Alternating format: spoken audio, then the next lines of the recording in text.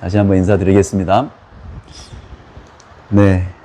저는 저를 모르시는 분들이 대부분이실 것 같은데, 저를 아실 필요는 없습니다만은, 이런 시간들을 통해서, 사람은 잃어버려도 되고요. 기억하셔도 되지만은, 우리에게 주신 말씀을 반드시 기억하고 나누게 되기를 바랍니다. 많은 사람들이 이렇게 얘기해요. 믿음은 들음에서 난다고 얘기를 합니다. 그렇죠. 그런데 조금은 또 정확하게 말할 필요가 있을 것 같아요. 왜냐하면 믿음은 들음에서 난다고 얘기했을 그 당시에는요, 신약 성경이 없었습니다. 그렇죠? 없었어요. 그리고 구약 성경도 이렇게 있지 않았어요. 그냥 저기 한 도시에 한두 개. 그렇죠. 조그만 소도시 한두 개, 각 가정마다 성경이 전권이 있을 수가 없어요. 그런데 구약 성경을 잘 생각해 보세요. 요시야 시대에 전국에 성경 한 권도 없었어. 왜? 다 처박아 놓고 몰랐어요. 그러다가 그 신명기를 성전에서 발견해가지고 요시야가 처음으로 들었어요. 듣자마자 옷을 찢었어요. 그렇죠?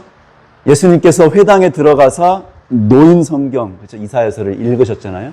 그러니까 그때는 성경조차도 어떻게 해야 돼요? 많은 경우는 들어야 돼요. 왜냐하면 각 사람에게 성경이 없었던 시대입니다.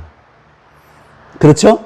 그러니까 그때는 들음이란 말이 물론 복음을 전한다는 의미도 있지만은 말씀을 들을 수밖에 없는 시대였어요.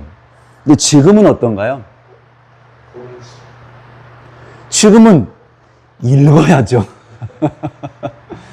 아니, 말씀이 가까워 이렇게 앞에다 갖다 놨는데, 그리고 얼마나 가볍습니까? 이거 양피지로 이 성경 신약 구약 다 모아놓으면 들고나 가겠습니까? 이렇게 말씀이 가까운 시대에 읽지 않고 우리가 너무 듣는 데 익숙한 것 같아요. 그것도 누가 하는 말? 사람이 하는 말. 물론 그게 틀린 것은 아니지만 직접은 아니죠. 그렇죠? 간접적이잖아요. 직접 읽어야죠. 제가 어느 순간부터 성경을 다시 읽고 특별히 예언의 신을 또 대수에 읽으면서 깨달은 게 뭐냐면, 제가 어려서 듣고 배웠고 또 신학을 하면서 신학도 보통 우리 요즘 대학원까지 하지 않습니까?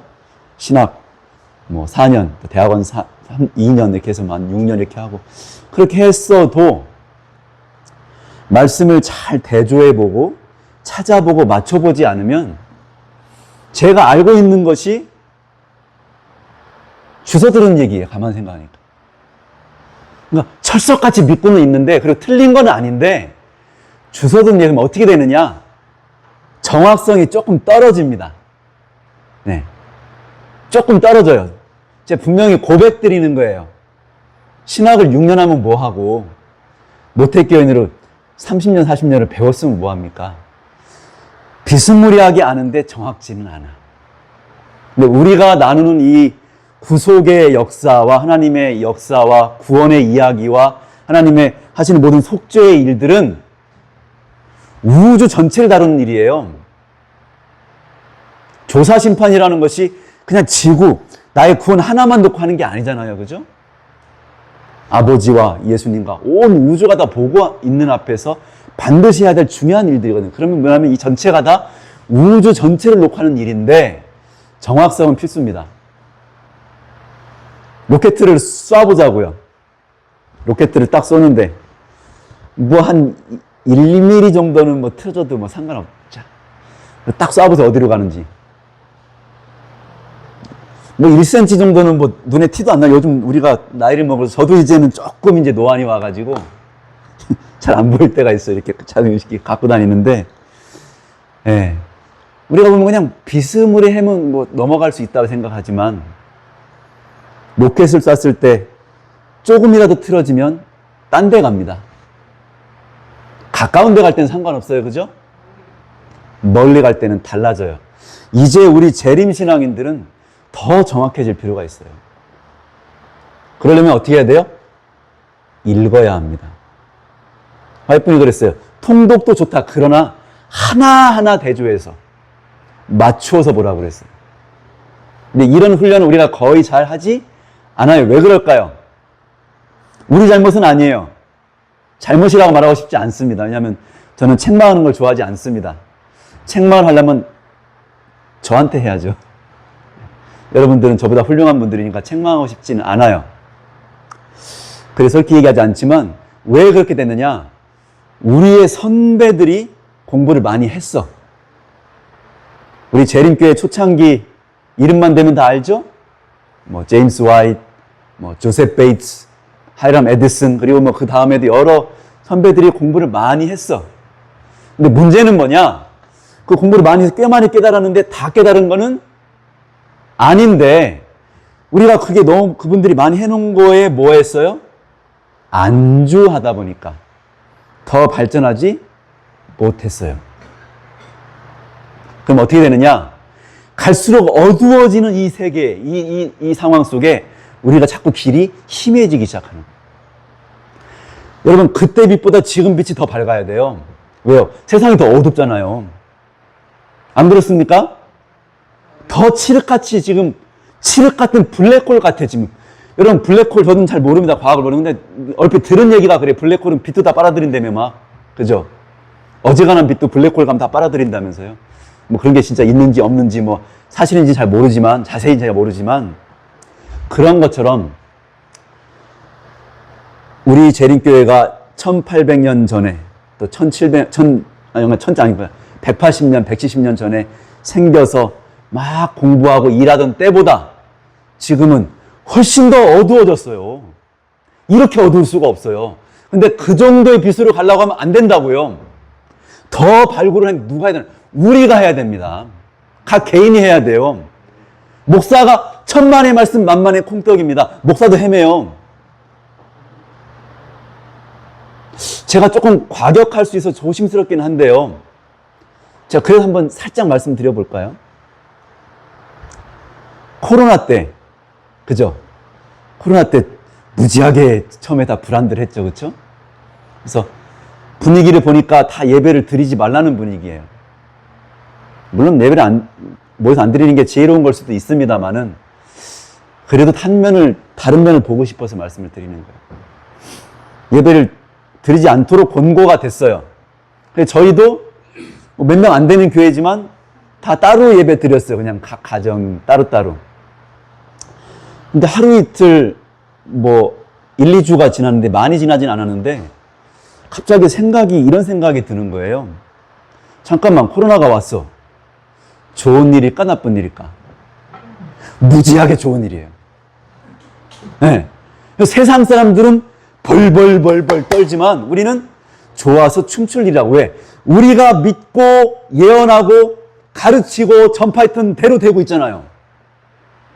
그래야 연병이 있고, 그죠? 도처에. 그러면 뭐예요? 예수님이 더 빨리 오신다는 증거니까 막 기뻐, 막 그럴 일인데 벌벌벌벌 떨고 있는 그 상황이 과연 이게 맞는 걸까? 응? 이런 일들이 있기를 시작하거든 일어나 머리를 들라고 그랬는데 우리는 고개를 팍 쳐박고 죽을까봐 참호에 숨어서, 그렇죠? 예수님은 이런 일들을 주신 건 사인이거든. 어떻게 해라? 일어나서 덤벼들어라는 얘기거든요. 시기가 다 됐으니까 이제는 힘있게 나가서 싸우라는 얘기인데 우리 어떻게 했어요? 고개 팍 쳐박고 팍팍팍. 꼭 모여야 된다 안 모여야 된다는 걸 떠나서. 그리고 안타깝게도 온라인 방식의 예배가 너무 많이 정착이 됐어요. 근데 저는 그때 물론 저희 교회와 저희 방식이 틀릴 수도 있습니다만은 저희는 딱 2주 지나고 그다음부터는 예배 드렸습니다. 그리고 예배를 1시간 드리던 걸 10시간씩 늘렸어요. 아침에 가서 저녁 늦게까지 예배 드렸어요. 가끔 찾아오죠, 저기 구청에서. 예배 드렸어요. 물론 위생법도 중요한데 위생법 위에 뭐가 있어요? 예배법이 있어요. 그렇지 않습니까? 먹고 마시는 것도 중요하고, 그렇지 않습니까? 그러면 뭐가 더 중요해요? 우리의 목숨보다 더 중요한 영생이 있지 않습니까? 예배가 뭐 하는 거예요? 그냥 설교 듣고 좋은 소리 듣는 게 예배입니까? 물론 설교도 있고 찬양도 하고 예배의 형식이지만 예배의 본질이 뭐예요? 아버지께서 예수 안에서 우리 안에 내려오시는 거예요. 성육신이야. 매 예배가 뭐예요? 살아계신 하나님께서 우리 안에 거하시는 사건이에요. 직접 오신다고요. 지금 이 우리 안에 우리가 준비되어 있으면 오셨을까요? 지금 와 계세요. 예배가 뭐예요? 만남이에요. 하나님과 우리의 예수 안에서, 그분의 구원 안에서, 십자가의 은혜 안에서 만나는 건데, 안 만나고 비대면 예배래. 그 말 자체가 모순이에요. 예배란 말이 뭐예요? 대면한다는 뜻이잖아요. 아버지를 대면하니까 엎드려야 돼. 그게 예배 아니에요. 우리가 하나님 앞에 서서 그렇게 맘대로 앉아갖고 이렇게 있을 수 있어요? 우리가 예배될 때 왜 일어섭니까? 하나님이 들어오시니까 일어서는 거예요. 내 말이 맞습니까? 틀립니까? 아니, 대통령이 들어오시면 앉아있다가도 다 어떻게 돼요? 다 일어납니다. 왜? 우리가 예배 드릴 때 처음에 예배 순서에 나오죠. 기원, 나와 안 나와요? 장로님들 다 아시잖아요. 그죠? 영어 잘 못하지만 문자 쓸게요. 우리 안식일 대예배를 뭐라고 그래요? 우리는 한국말로 대예배라고 하지만 영어, 우리 재림교회 공식 언어가 뭐예요? 우리 재림교회만 쓰는 게 아니죠. Divine Service예요. 무슨 뜻이냐? 신성의 임재의 예배다. 이렇게 돼 있습니다. 한국말로 번역이 안 되고 그냥 뭐 대예배 이렇게 합니다. 근데 실제 무슨 예배라고요? Divine Service. Divine이면 하나님의 신성. 서비스라는 말은 예수님께서 성소에서 봉사하시는 그 봉사를 가리키는 거예요. 그러니까 예배라는 것은 하나님께서 직접 오시는 사건이 우리 안에. 그럼 어떻게 해야 돼요? 예배할 때 그래서 일어나는 거예요. 그냥 일어나세요, 앉으세요 이런 게 아니고 아버지께서 오시는 거예요. 그러니까 보면 예배 처음 시작할 때 설교자가 뭐예요? 기원하는 기원 뭐예요? 예수님 우리 안으로 와주세요. 우리 삶 속으로 들어와 주세요. 특별히 우리 예배 속에 임재해 주세요. 그럼 임재해달라고 부탁했으면 뭐 해야 돼요? 오시는지 봐야 될 거 아니에요. 근데 봐 안 봐? 생각도 없어. 그냥 앉아. 그러니까 우리가 하나님께서 예수님 안에서 사실은 불가능한 일이 예수님이 없었으면 그렇죠? 그러나 예수님 안에서 분명히 아버지는 우리를 안으셨어요. 예배는 실제로 임재하십니다. 하나님께서 믿음 안으로. 그런 예배가 갑자기 뭘로 둔갑이 돼요? 비대면 예배로 둔갑이 돼요. 그럴 수밖에 없다고 치더라도 저는 마음속에 계속 이거는 아닌데 라는 생각이 들었었어요. 저희는 소규모니까 끝까지 모였습니다. 근데 100명, 200명은 어려웠겠죠. 그래도 만약에 지난 얘기지만 예배가 뭔지를 정말로 느꼈다면 그냥 인터넷 설교나 틀어놓지 말고 10명씩 모이게 했으면 됐잖아요. 5명씩. 구역반식으로. 그리고 그 대표들을 모아서 목사가 주중에 설교를 같이 연구하면 되잖아요. 예배라는 것은 그렇게 그냥 시청하고 보고 앉아있는 게 아니에요. 하나님께서 우리 안에 거하시고 오시는 사건이며 우리가 그분 앞에 엎드리는 사건입니다. 그리고 주신 구원에 감사하는 일들이에요. 근데 이 코로나 때 이게 어떻게 됐어요? 순식간에 다 무너지는 걸 우리가 봤어요. 왜 그럴까요? 우리가 따라가는 데 익숙합니다. 듣고 따라가는 데 너무 익숙해. 물론 목사님들의 말을 잘 들으시고 교단의 지도를 따르는 것이 옳습니다. 그러나 100%는 아닙니다. 그래 안 그래요? 교단이 하는 게 100% 맞다고 믿는다면 그건 카톨릭이죠. 그렇죠? 제 말이 맞습니까? 틀립니까? 교단이 하는 게 100% 맞다면 그건 카톨릭이에요. 그게 교황의 무호성. 교회도 흠이 있어요. 있습니다. 교회도 오류가 있어요. 주다리 오류가 있을 수 있어요. 그래도 우리는 존중하죠. 그러나 존중하는 것과 100% 따라하는 건 다릅니다. 우리가 존중하고 그들을 존경하고 그분을 따라갈 수 있지만 우리가 가장 신뢰할 건 뭐예요? 기록된 말씀이에요. 근데 우리는 기록된 말씀에 대한 시간을 너무 적게 드리고 듣고 따라하는데 너무 익숙해져 있어. 어느 순간부터. 제가 책망했습니까? 죄송합니다. 저에게 하는 말이라고 생각하시면 되겠습니다. 그래서 오늘 이제 말씀을 한번 조금씩 나눠볼 텐데 기록된 말씀을 함께 좀 나눠보고 제가 하는 말을 믿지 마시고, 네, 절대 믿지 마시고, 여러분들도 하나하나 차근차근 찾아봤으면 좋겠습니다. 아시겠죠? 제가 부탁을 좀 받은 게 있는데, 지난달에 저도 처음으로 이제 이 집회에 와가지고 말씀을 이렇게 나눴었는데, 그게 녹화를 하긴 했었는데 안 돼가지고, 지난번 설교가 이제 저장이 안 됐다고 다시 해달라는 말씀이 있었는데, 근데 이번 말씀도 또 있고, 지난 말씀도 있어서 제가 그걸 두 개를 한 번에 하기가 쉽지는 않거든요. 그래서 일단 하나를 해보고, 시간이 남으면 하나 껴서 해보고, 그것도 안 되면 모르겠습니다. 다른 시간이 또 있을지. 일단은 먼저 시작을 해보겠습니다. 먼저 오늘 제가 가져온 것을 가지고 간단하게만 하고 넘어가 볼게요. 최대한. 원래 좀 긴 건데.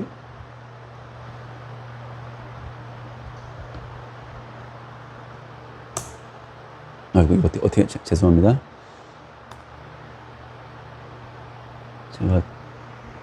제가 나이가 어린데도 잘 못합니다. 핸드폰이랑 이런 거 잘 못합니다. 제가. 크게 보이나요? 네. 우리 이소자 목사님보다 제가 훨씬 더 컴퓨터를 못하더라고요.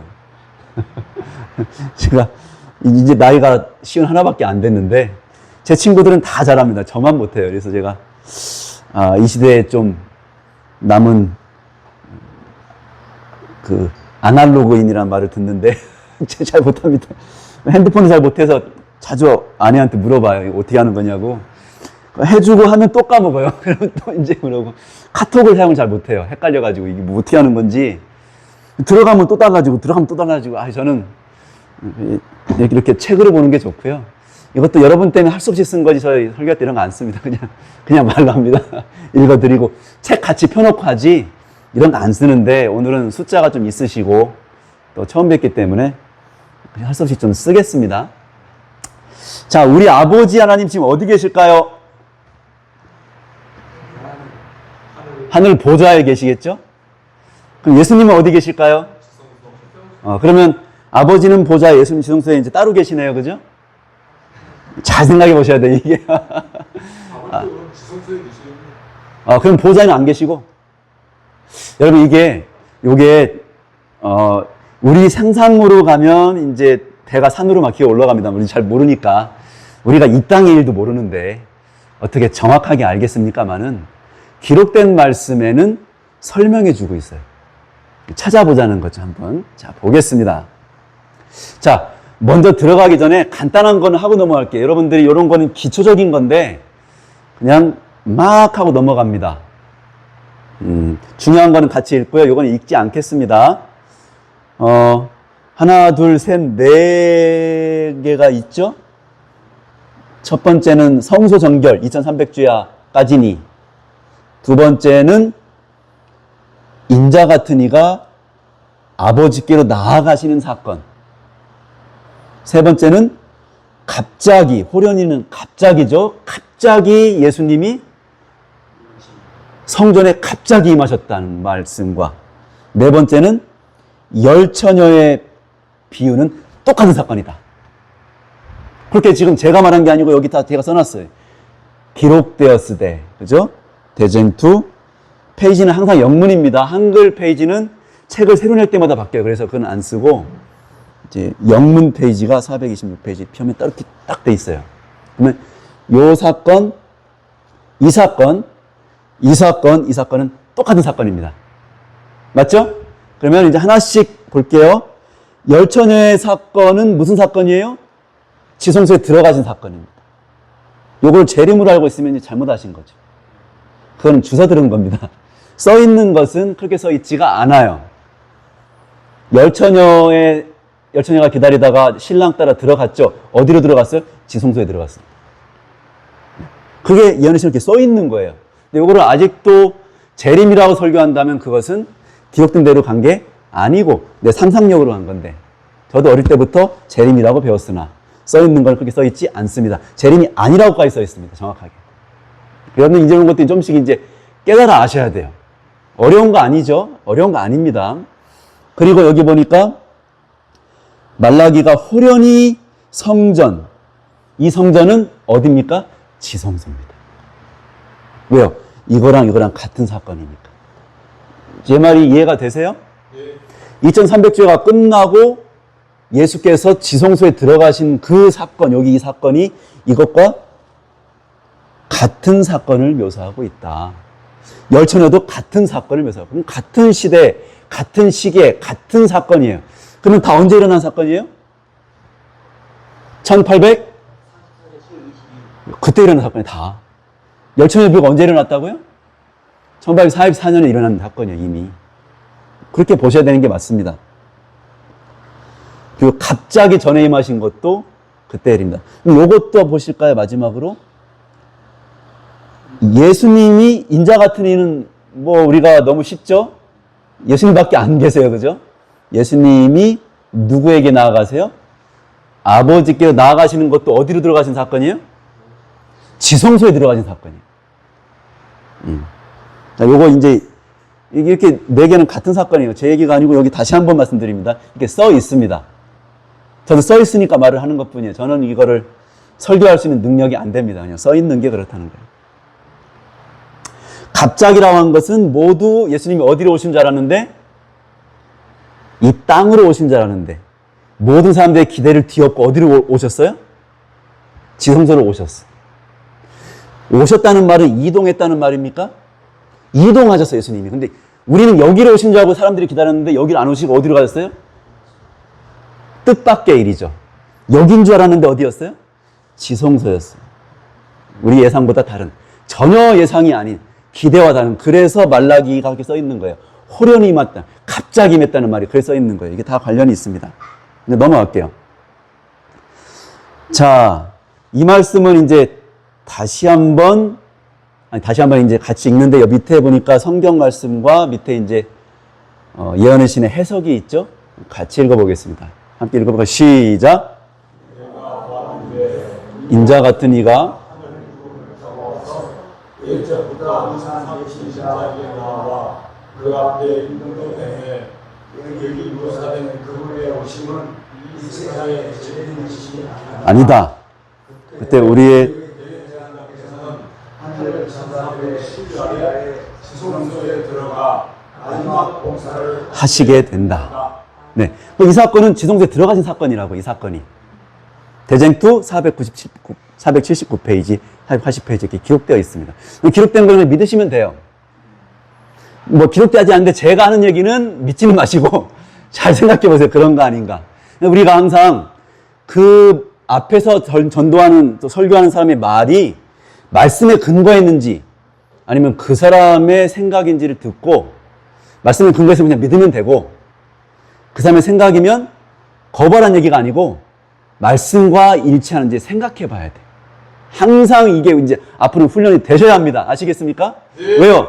여러분이 중보자 없이 혼자 서셔야 되기 때문에 그래요. 누구 따라 구원받을 수 있는 시대가 아니에요, 이제는. 노아, 다니엘, 욥이 있어도요, 자기 혼자 그냥 하나님 앞에 가지, 뭐 말씀을 많이 하는 사람이 붙어 있으면, 아니요, 그 사람들 겨우 구원받아. 그 볼 것도 없어요. 그러니까 이제는 자기 스스로 기록된 말씀에 근거해서 믿는 훈련이 되셔야 돼요. 교회에 있다고 해서 그냥 뭉뚱그려 가는 게 아니에요. 교회에 반드시 있어야만 하지만 교회 안에서도 각자가 말씀에 따라 서 있어야만 교회가 든든히 서는 거예요. 한 명만 앞으로 가자 해서 우르르 가는 시대는 지났어. 이제는 각자가 함께 가는 시대예요. 아시겠죠? 네. 자, 여기 보니까 항상 계신 자에게 나아가는 사건은 지성소 들어간 사건이다. 자, 그런데 여기서 조금 문제가 생길 수 있어요. 그러니까 문제라는 건 진짜 문제는 아니고 우리의 짧은 생각으로 문제가 생길 수는 있어요. 하나님의 말씀은 깊고 오묘해서 짧게 생각하면 헷갈릴 수도 있어요. 근데 차분히 생각하면 다 풀려. 여러분이 이렇게 실타리가 꼬여있을 때 급하게 막 당기면 어떻게 됩니까? 실타리가? 할수록 더 꼬이죠. 근데 가만히 풀면 못 풀릴 실타리가 있어요? 다 풀 수 있어요. 대신 뭐가 필요해요? 겸손과 인내. 자, 이 말씀을 간단하게 보시면 문제가 생길 수 있습니다. 왜냐하면 잘 보세요. 제가 이게 칠판을 써야 되는데 칠판을 쓸 수가 없어요. 제가 칠판을 쓰는 습관이 있는데 오늘 쓸 수가 없는데 제 손으로 그냥 이렇게 해볼게요. 예수님은 원래 어디에 계셨습니까? 예, 성소에 계셨다는 말도 맞아요. 성소에 지성소로 가셨죠. 그것도 맞아요. 근데 다른 표현이 있죠, 성경에. 성소에 들어가신 표현도 있지만 더 성경에서 직접적으로 표현한 거는 뭐라고 해서 성소에 들어갔다는 표현은 별로 없어요, 생각보다. 더 많이 쓴 표현은 뭐냐면 아버지 우편에 앉으시기도 하고 서 계시기도 하고 그래요. 대부분 앉아 계신다고 써 있죠. 다윗이 그 장면을 봤죠, 그렇죠? 주께서 나의 주에게 말씀하시기를. 여기서 주는 아버지께서, 나의 주는 예수님을 가리키죠. 아버지께서 나의 주인 예수님에게 말씀하시기를 너는 내가 너의 원수로 뭐 하기까지? 발등상으로 만들기까지 어디에 있으라? 우편에 앉아 있으라 그랬어요. 그 얘기 듣자마자 유대인들이 돌 들어 누구 죽였어요? 스데반 죽였어요. 그죠? 기억하시죠? 내가 보니 그 말씀 그대로 예수께서 누구 우편에 서신 걸 보노라? 아버지 우편에 서신 걸. 그 무슨 뜻입니까?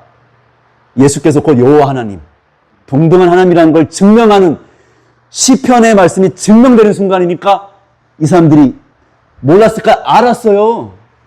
유대인들이 알았다고. 근데 알았는데 굳이 찔려서 안 찔려서 찔렸어요. 그들이 이를 갈고 죽였습니다. 그 얘기도. 그리고 나서 성경도 바꿨어요. 여러분 그거 잘 모르시죠? 성경에 여호와 하나님은 하나이시라는 말을 유대인들이 바꿨습니다. 그거 저도 얼마 전에 이제 공부하다 찾았는데 에하드라는 말을 다른 단어로 바꿔버렸어요. 에하드라는 말은 함께 하나이시라는 뜻도 되기 때문에 지워버렸어요. 유대인들이. 다시는 그런 말 못 쓰게. 랍비들의 그런 글들이 나와요. 치웠어요. 그리고 다른 단어 써요. 그냥 숫자로 하나라고 써버렸어요. 왜? 예수님을 부정을 해야 되니까. 별일이 다 있죠? 네. 근데 이런 것들을 모르는 이제 여호와 증인들은 엉뚱한 소리 자꾸 하지만 예수님은 그분 스스로가 여호와 하나님이시죠. 구약에 등장하시는 여호와 하나님이 누구세요? 예수님이세요. 영원히 존재하시는 아버지시죠. 그렇죠? 우리가 부르는 아버지와 구분되시긴 하시지만 그분은 우리를 만드신 우리 아버지시기도 해요. 네. 조금 약간 샜습니다만 다시 넘어갈게요. 이게 중요해서 그래, 이 얘기가. 자, 예수님께서 아버지의 우편에 앉아 계시다가, 그죠? 일어나셔서 어디로 가세요? 지성소로 들어가셔. 여기 몇 분들은 이 얘기 다 아는 얘기, 이거 옛날에 다 뗀 얘기인데, 제가 얘기를 하는 것은 혹시 모르는 분들도 계시고, 알아도 비스무리하게 하는 분들이 있어서 제가 다시 한번 체크해 드리는 것이니까 이해해 주시기 바랍니다. 예수님이 아버지 오른쪽에 앉아 계셨는데, 이제 지성소로 가시려면 일어나셔야 돼요. 그리고 지성소로 이동하셔야 돼요. 그러면 이제 우리의 짧은 생각입니다. 이건 좋은 생각은 짧은 생각으로 봤을 때, 자, 아버지 계시고 아버지 오른쪽에 앉아 계신 예수님이 일어나서 지성소로 가시면 아버지 곁을 떠나서 지성소로 가시는 거예요. 제 말이 맞아요? 네. 여러분들이 교회를 여기서 출발해서 집으로 가시려면 여기 교회 있는 사람들을 떠나서 집으로 가시는 거예요. 그죠? 그러니까 아버지로부터 거리가 멀어지고 지성소는 거리가 가까워지겠죠. 제 말이 이해가 되세요, 지금? 네, 간단한 거예요. 그냥 상식적인 얘기예요. 예수님이 아버지 우편에 앉아 계시다가 지성소 가시려면 아버지 곁에서 일어나셔서 아버지를 떠나서 지성소로 들어가셔야 맞는 거야. 그게 상식이야. 그런데 성경은 그렇게 안 써있네. 그쵸? 분명히 아버지 오른쪽에 앉아 계신 예수님이 지성소 가셨는데 거기도 아버지가 계시네. 그쵸? 옛적부터 항상 계신 이가 지성소에 계시니까 예수님이 들어가신 거 아니에요. 그럼 어떻게 된 거예요 도대체? 요건 제가 간단하게 쓴 거예요, 이 얘기를. 그쵸? 우리가 이 얘기를 단순하게 보면 인자와 같으신 이가 옛적부터 항상 계신 아버지의 곁을 떠나 하늘 구름을 타고 지성소로 들어가신다고 써야 되는데 그렇게 안 써 있다니까요, 성경이. 그럼 왜 그럴까? 성경 이렇게 써 있잖아요. 아버지 곁을 떠나는 게 아니라 아버지를 향해서 가는 거예요. 그러면 아버지께서 지성소에도 계시고 보좌에도 계시고 이렇게 보면 될까? 물론 아버지는 모든 곳에 계시긴 하지만 이건 장소를 얘기하는 게 아니라 사실은 사역을 얘기하는 건데, 아버지도 여기도 계시고 저기도 계시고 하면 그거는 성경 용어 필요가 없어져. 그렇게 얘기하면 그건 우리 마음대로 하는 거예요. 코에 걸면 코걸이, 귀에 걸면 이렇게 하면 안 돼요. 정확하게 생각을 해봐야 돼요. 아버지가 계시고 예수님이 계셨는데 예수님이 지성소에 가셨어요. 근데 지성소에 가시는데 그 방향도 아버지 가는 방향이야. 그러면 이게 어떻게 된 건지 생각을 해봐야 돼요. 근데 초기 문집에 이 얘기가 써 있습니다. 아버지의 보좌부터 아버지, 지성소로 하는데 아버지가 거기 계시죠? 이렇게 써 있어요. 자, 초기 문집에 55페이지에 보면 이렇게 써 있어요. 한번 읽어볼까요? 시작. 나는 아버지께서 보좌로부터 일어나 물명을 하시고 장 안에 있는 지성소로 들어가 좌변하지 않으신 것을 보았다. 오, 써 있더라고요. 쉬워 안 쉬워요? 쉬워요. 간단하네. 예수님이 먼저 가신 게 아니고 누가 먼저 가셨어요? 아버지. 먼저 가셨어. 이게 되게 단순한 건데 사실 죄송한 얘기지만 아마도 99% 재림교인들이 모르고 있을 겁니다. 초기집에 써 있는데 읽어도 무슨 말인지 몰랐을 거예요. 제가 그랬으니까. 제가 그랬어요. 저도 몰랐어요. 무슨 말인지 이런 생각을 안 해봤어요. 자, 예수님께서 지성소에 들어가시기 전에 누가 들어가셨다고요? 걸어 들어갔어요. 그렇게 안 써 있어. 뭐다? 불병거를 타고 이동하셨다고요. 이동하셨다고요. 그래 들어가서 어떻게 하셨어요? 앉으셨어요. 자, 또 읽겠습니다. 시작. 예수께서 보좌로부터 일어나셨고 보좌를 떠나 병거를 타고 아버지께서 앉으신 지성소로 가셨다. 나는 예수께서 제자로서 아버지의 앞에 서신 것을 보았다. 네. 아버지께서 먼저 지성소로 가셨고 그 다음에 예수님이 순서대로 같이 막 가신 게 아니고 항상 질서대로 갑니다. 아버지께서 먼저 가시고 예수님이 그 다음에 가시고. 근데 들어가셔서는 달라져. 아버지는 앉으시고 예수님은 서 계시고. 아버지는 판단자이시고 예수님은 사역, 봉사하고 계시고 있어요. 대제사장, 종의 옷을 입고 들어가시거든요. 여러분들이 이런 신을 곳곳을 보시면 예수님이 지성소에서 무슨 옷 입고 계시느냐? 금빛 나는 에봇을 입고 계시지 않습니다. 하얀 일복 입고 있습니다. 그 일반 제사장들이 하는 일복이에요. 왜요? 피 뿌려야 되거든. 깨끗한 일이 아니에요. 여러분, 이게 거룩한 일이라고 생각하면 거룩한 일이긴 하지만 피를 뿌리는 게 그게 깨끗한 일이에요. 여러분, 혹시라도 뭐 하다가 피 묻으면 그 옷 어떻게 돼? 가서 안 지워지면 버려야 돼. 옷 다시는 못 입어요, 그 옷. 그래요, 안 그래요? 여러분, 피를 뿌리고 피를 나르는 게 그게 좋은 일입니까? 대단히 고역인 일이에요. 예수님은 종의 옷을 입고 들어가셨습니다. 어디에서? 성소에서도 종의 옷. 지성소에서도 종의 옷. 나와서 왕복으로 갈아입어요, 예수님께서. 재림하시기 직전에. 근데 이런 것들이 어떻게 해야 되잖아요? 하나씩 하나씩. 근데 저는 지금 말했습니다. 근데 제가 말씀에 있는 거로 말했는데 확인은 직접 하세요. 네. 다 써 있습니다. 그렇게. 그렇다라고. 그러니까 이렇게 하나씩 하나씩 이해를 해야 돼요. 예수님은 일하고 계시고 아버지는 판단자로 거기에 앉아 계세요. 그것이 지금 지성소에 벌어지는 일입니다. 예수님만 계신 게 아니라 누구도 계세요, 거기? 아버지도 계셔. 그러면 질문. 아버지께서 보좌에서 일어나셔서 어디로 가셨어요? 지성소로 가셔서 앉으시고 예수님도 예수님 보좌인 우편, 아버지 보좌 우편에서 일어나셔서 옮기셨으면 그럼 이 두 보좌는 비었을까요? 그냥 우리가 얼핏 생각하기는 아무데나 계시니까 다 계시길 생각하지만 사역적인 의미에서는 비었습니다. 비었다고 써있어, 초기문집에. 볼까요? 자, 요건 이제 이해하셨죠? 예, 먼저 들어가시고 따라 들어가시고. 자, 한번 읽어보겠습니다. 시작. 나는 보좌 앞에서 앉고 머리를 쥐고 있는 무리에게 시선을 돌렸다. 사단이 보좌 앞에 나타나 하나님께서 하신 것을 하려고 했다. 그들은 비어있는 무덤을 채워주라고 정신하고 주시옵소서라고 기도했다. 사단이 그들의 네, 여기까지만 읽겠습니다. 제가 중간중간 썼어요. 너무 길어가지고 비어있는 말은 제가 집어넣은 거예요. 그냥 보좌를 쳐다보는데 그 다음 말이 중요해서 다음에 보니까 그들은 예수께서 그곳을 떠나셨으니까 비었어 안 비었어? 비었어요. 그럼 그 기도가 의미가 있어요 없어요? 없어요. 없어요. 잘못 기도하고 있는 거예요 지금.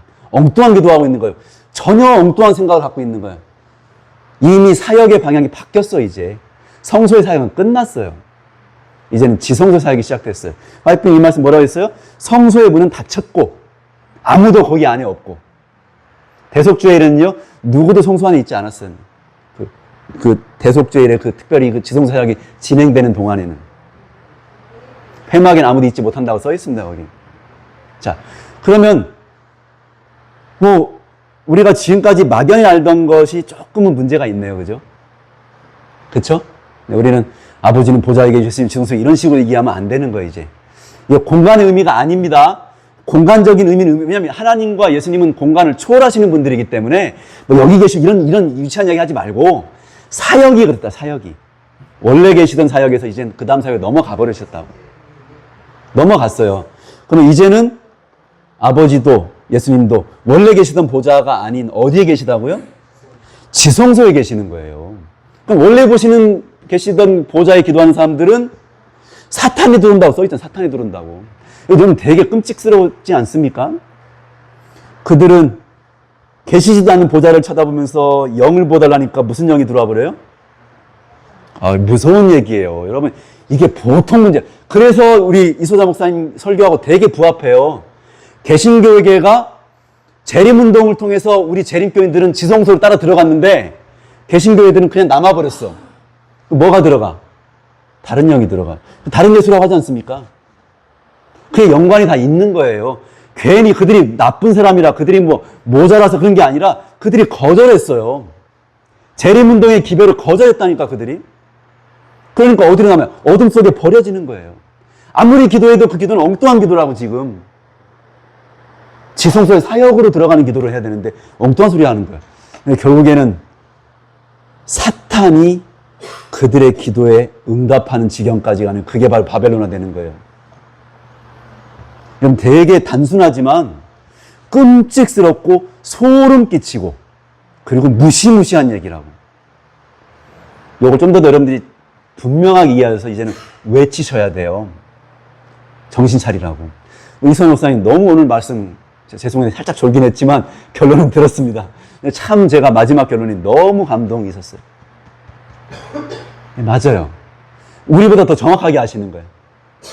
그죠? 왜? 그물에 있다 나오니까 보이는 거야. 저는 정치를 그렇게 좋아하지 않지만 한 가지 얘기를 좀 비유를 들어볼게요. 예수님께서도 비유를 드실 때 구약 성경 그대로 드시지 않고 눈에 보이는 걸 드셨죠, 그렇죠?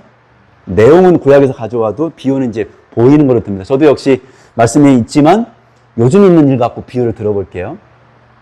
제가 중국인 친구들이 꽤 많아요. 목사님들이죠. 조선족들인데 이분들이 한국에 와서요.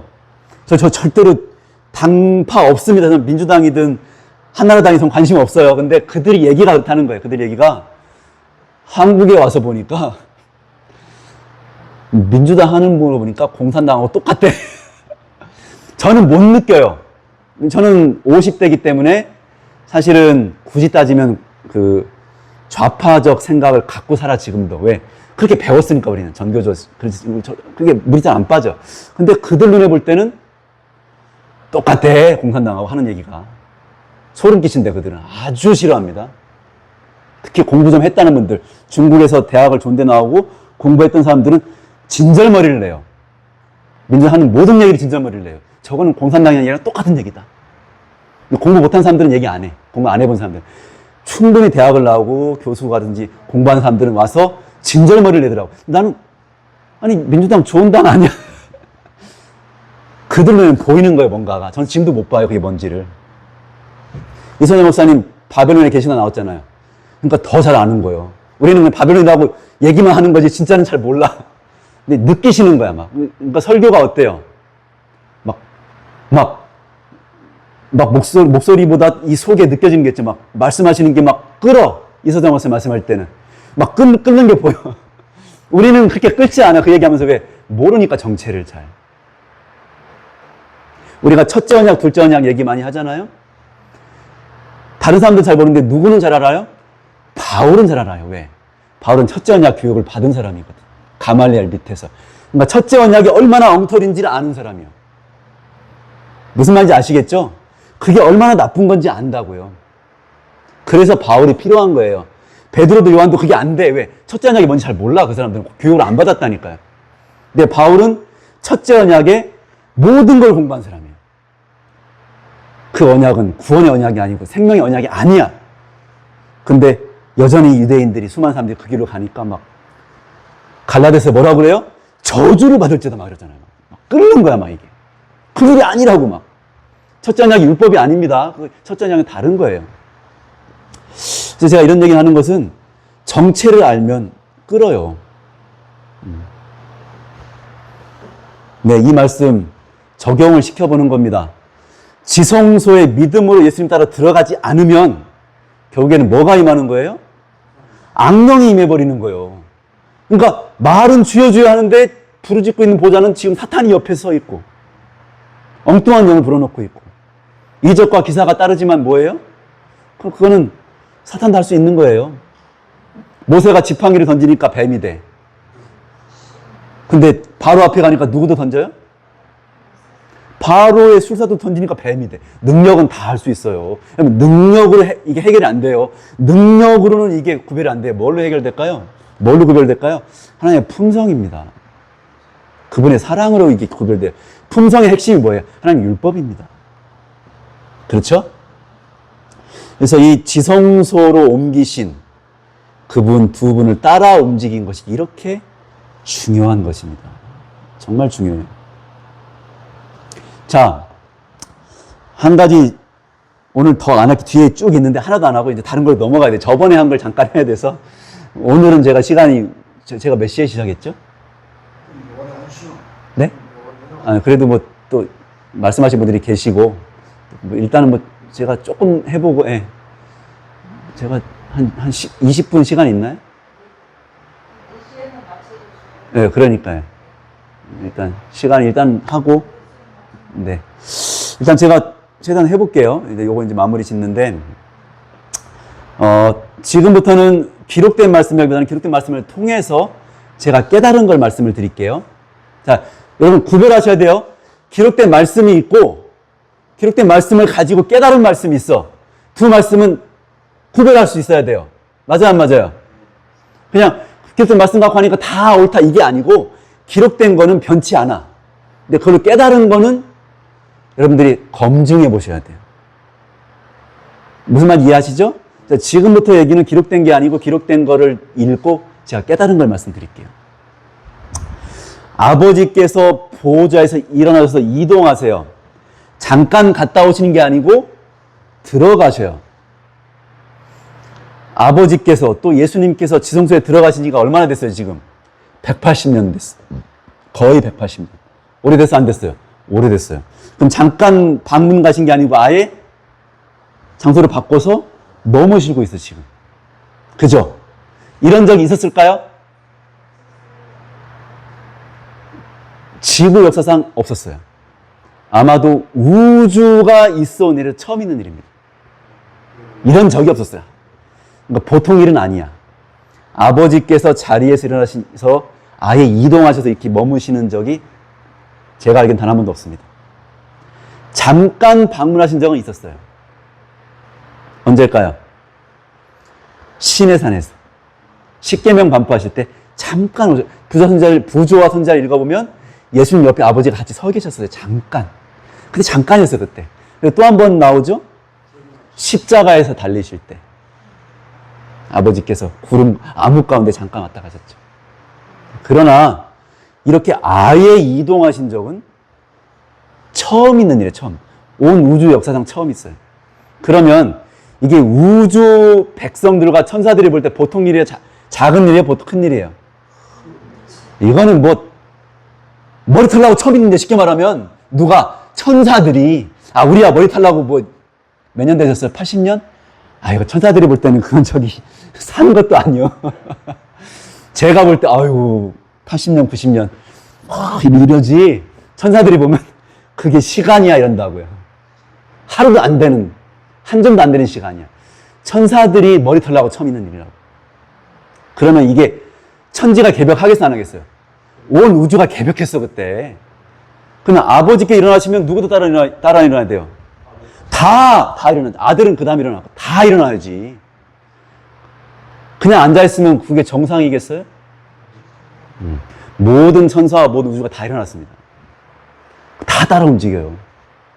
제 말이, 이거는 써있진 않지만 제 말이 맞는 것 같아요? 네. 그럴 수밖에 없죠. 아니, 감히 아버지가 일어나시는데, 피조물들이 어떻게 자리 보존하고 앉아있어요? 일어나야지.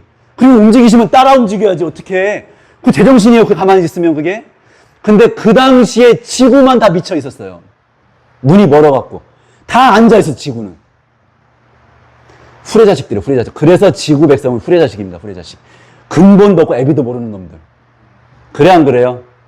이 지구란 나라가 쌍놈의 족속들이라고, 이놈들이. 몰라, 아무것도 몰라. 제가 충청도요. 아무것도 몰라, 이 병신들이. 아무것도 몰라. 죄송해요, 말이 좀 심하지만, 심했다고 해도 이게 심한 겁니까?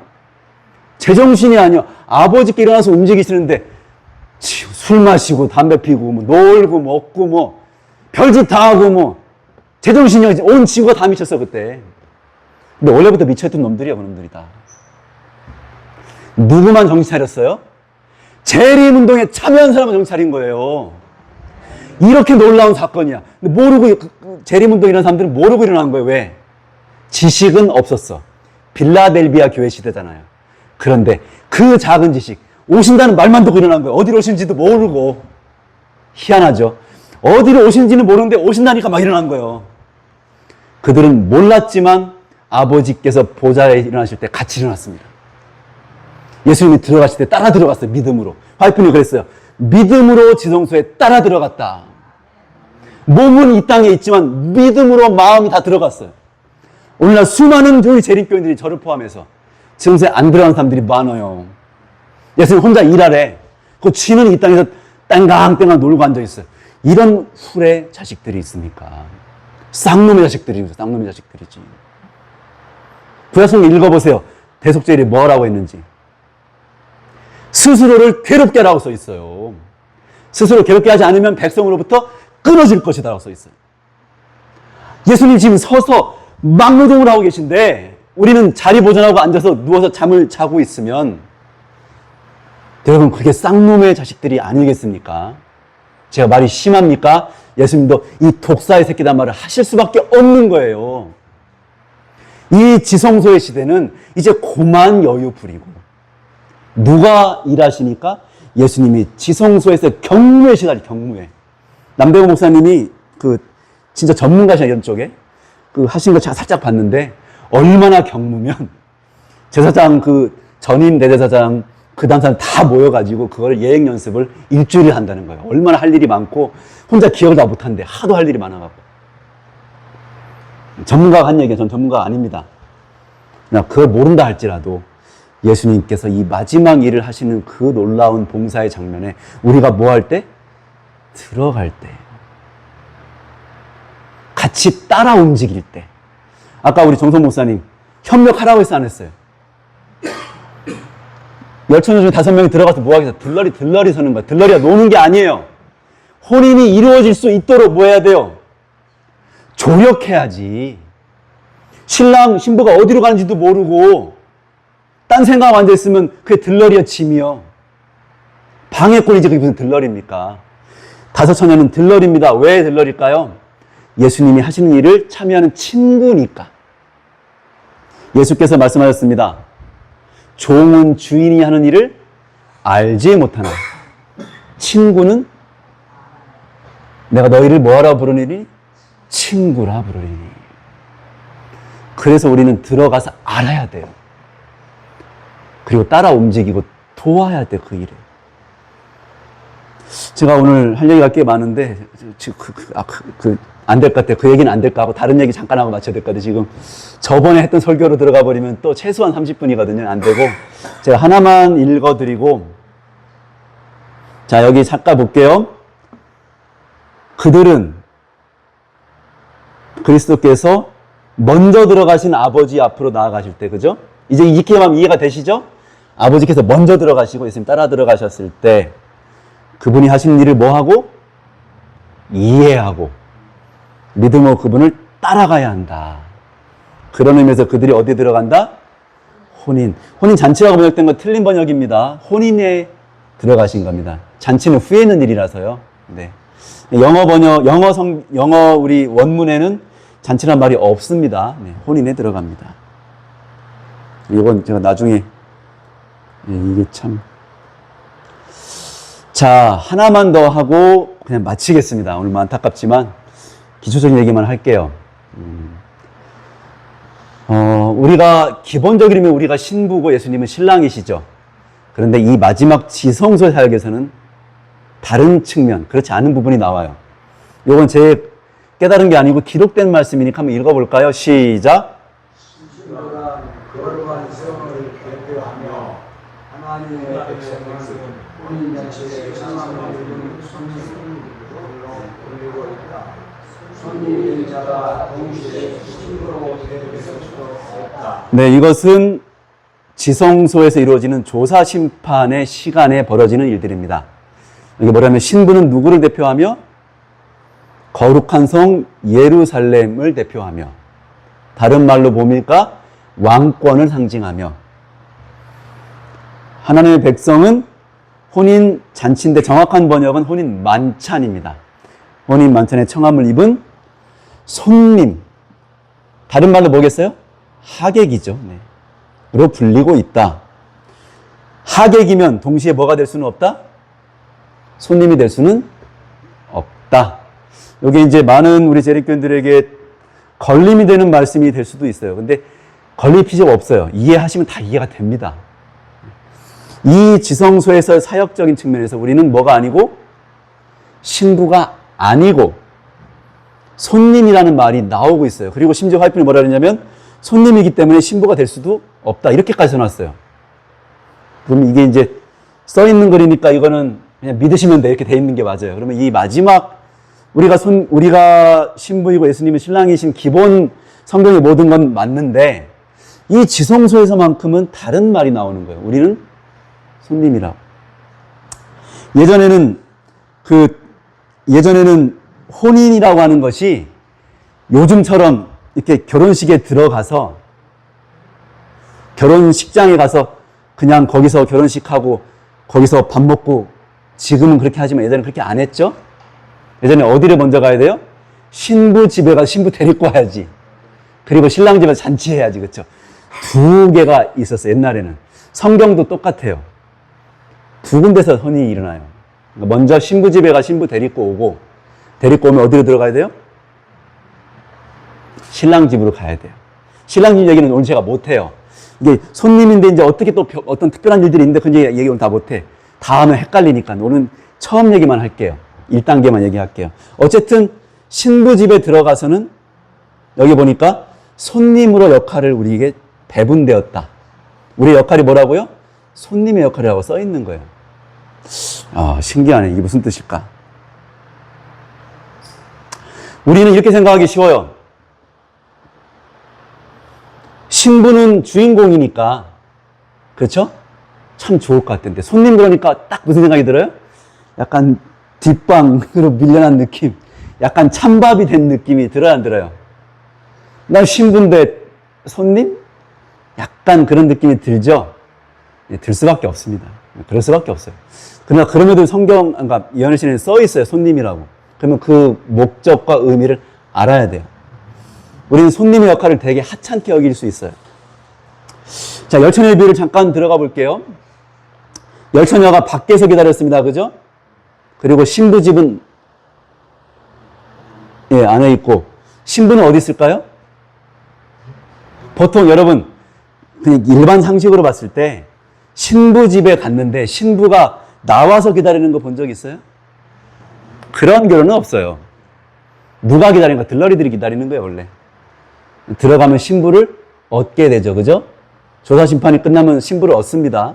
혼인이 이루어진다고 돼 있어요. 근데 어쨌든 그 느낌을 이해하시겠죠?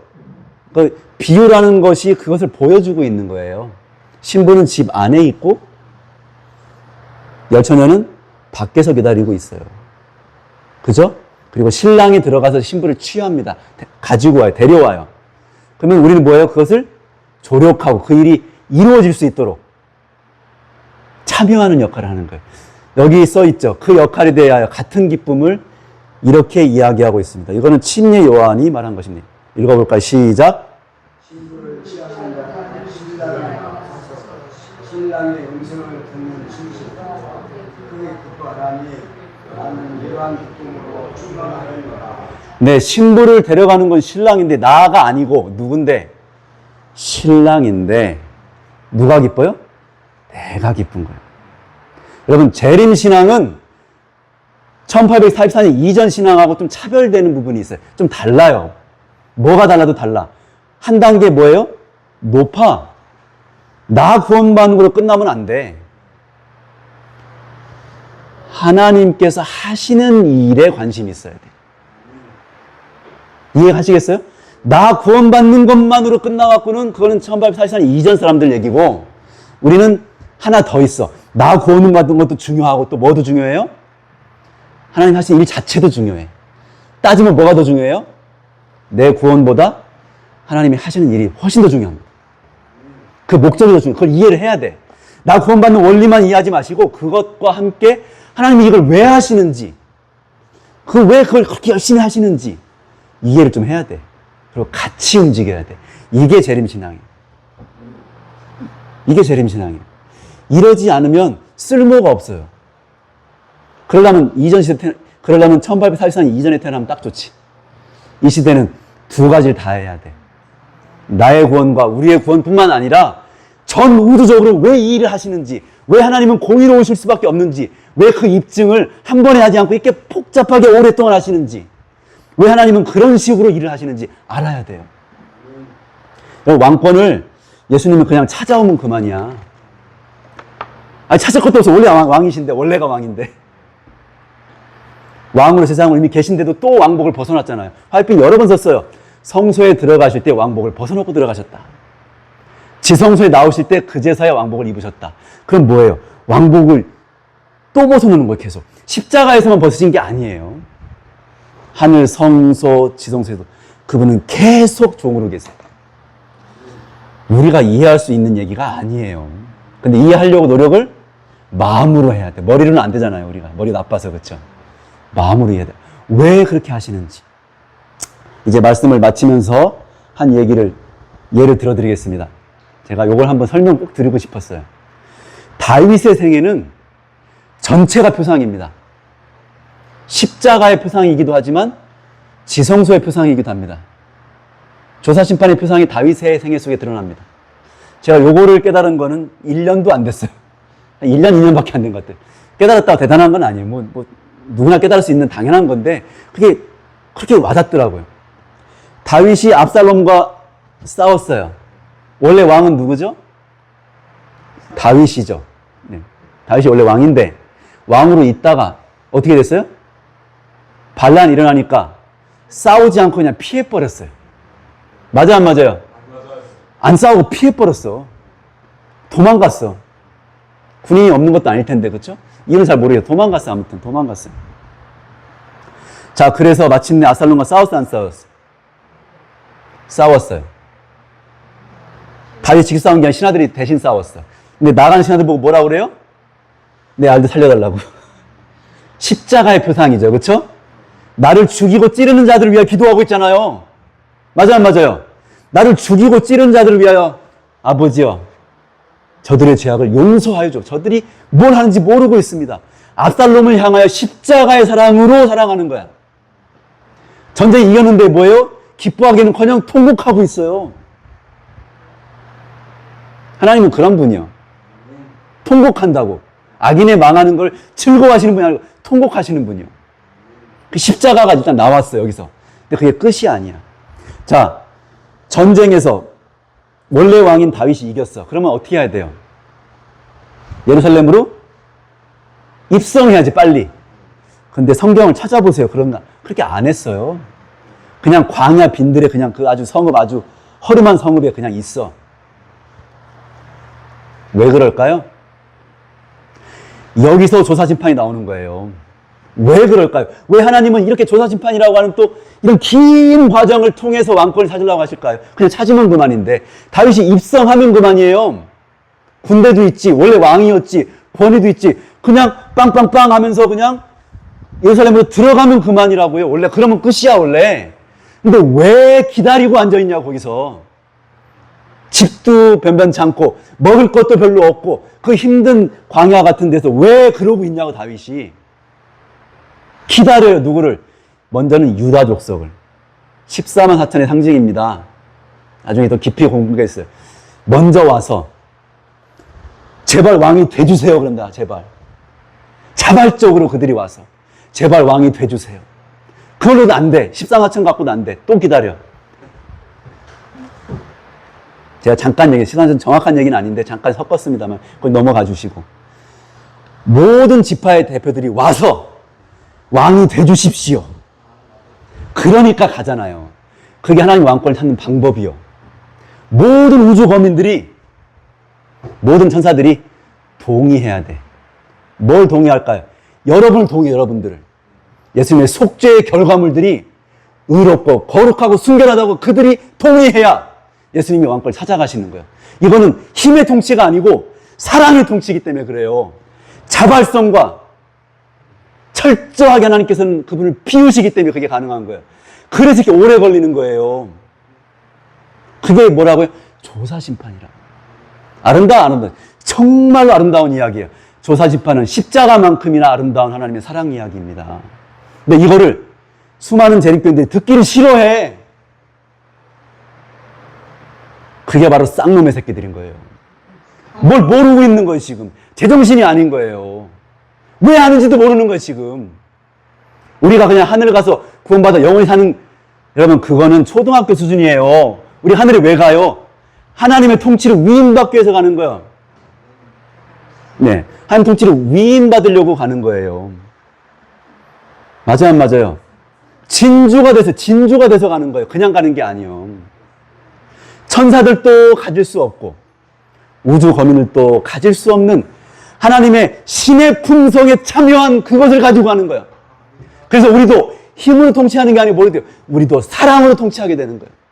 그게 뭐예요? 조사심판이에요. 그래, 안 그래요?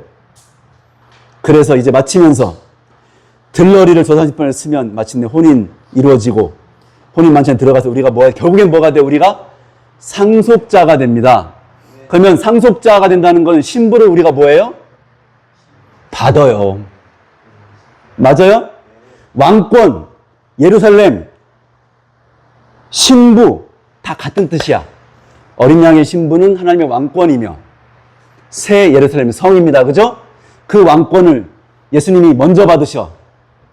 그리고 누구한테 줘요? 구원받은 모든 백성에게 나누어 줍니다. 상속시켜요. 우리가 신부를 또 받아. 이게 뭐예요? 하늘 가서 해야 될 일이야. 하늘 가서 놀 일이 없어요. 엄청 바빠질 거예요. 모든 우주가 하나님의 완전한 사랑의 통치가 더 확장될 수 있도록, 의롭지만 더 의로워질 수 있도록, 완전하지만 더 완전해질 수 있도록, 거룩하지만 더 거룩해질 수 있도록 우리가 사용될 것입니다. 그게 왕노릇이라는 뜻입니다. 맞아, 안 맞아요? 히브리서의 말씀을 읽고 마치겠습니다. 외울게요, 그냥. 아들일지라도 고난을 통하여 완전케 되셨은즉, 그러므로 그들의 구원의 창시자를 고난을 통하여 완전케 하심이 합당하도다. 예수님은 완전하시지만 더욱 완전하게 되시는 거예요. 왜? 그 고난을 통하여 사랑의 통치에 더 적합한 일을 하시는 거예요. 마찬가지로 우리도 이 땅에서 수많은 고난을 당하지만 진주가 되는 것입니다. 우리가 예수님만 이미 완전해요. 우리는 불완전하지만 예수님 안에서는 항상 완전합니다. 그렇지 않습니까? 예수님 믿은 그때로부터 우리는 주님 안에 완전합니다. 그러나 그 완전이 주님 안에 진주로 연단되어 더 확실한 완전으로 갈 수 있도록, 더 확실한 사랑으로 갈 수 있도록 주님께서 우리를 만드셔서 마침내 조사심판의 자리에 뭐예요? 품평해 하시는 거예요. 우주 거민들에게 봐달라고. 어떠냐고. 그들이 쌍수를 두고 환영합니다. 이러한 진주는 본 적이 없다. 우주를 다 뒤져도 없다. 왜요? 이 한 진주 살려고 온 우주를 다 팔아버렸어요. 그래도 안 아까워. 왜? 여러분, 아니 지금 그 진주가 잘하고 있다는 사실을 아셔야 돼요. 그게 뭐예요? 그게 성화입니다. 조사심판은 그 이루어진 성화를 가지고 모든 우주에 광고하고 품평회하고 모든 우주거민들이 참으로 놀랍네요. 이 품성이라면 우리는 없는 거니까. 천사들은 그 품성이 없거든요. 품성은 고난을 통하여 자아가 굴복되면서 생긴다고 써있지 않습니까? 천사들은 그런 거 해본 적이 없거든. 그들이 봤을 때 그들이 받은 의보다 탁월하기 때문에 머리를 숙이는 거예요. 조사심판은 청문회입니다. 주의 백성들을 국무총리로 장관으로 삼기 위하여 백성들이 보는 거예요. 진짜 이거 되는지 안 되는지. 재림교인들은 그런 의미에서 복받은 백성이에요. 조사심판 맨날 얘기해도 상관없어. 들여다보고 또 들여다보고 지성소에 살아보시기 바랍니다. 하나님께서 마지막 순간까지 여러분들 지켜주시기를 바라면서 말씀을 마치겠습니다. 아멘. 기도하겠습니다. 하늘아버지, 죄인이나 용서받은 죄인으로 주님 앞에 섰습니다. 우리 죄가 많지만 그 죄를 능히 지우고 지워진 자리에 풍성하게 주님의 의를 넣어주신 주님의 속죄를 믿음으로 이 자리에 섰습니다. 주님, 아직은 우리가 연약하고 부족하지만 끝까지 예수 안에 거함으로 충성스러운 주님의 종으로 완성되게 하여 주시옵소서. 아멘. 그래야 환난의 때 두려워 물러서는 자들이 아니라 믿음으로 나아가는 자들이 되어서 마침내 하나님의 승리를 온 세상, 온 우주 앞에 드러내는 존재들이 되게 하여 주시옵소서. 예수님의 이름으로 기도드립니다.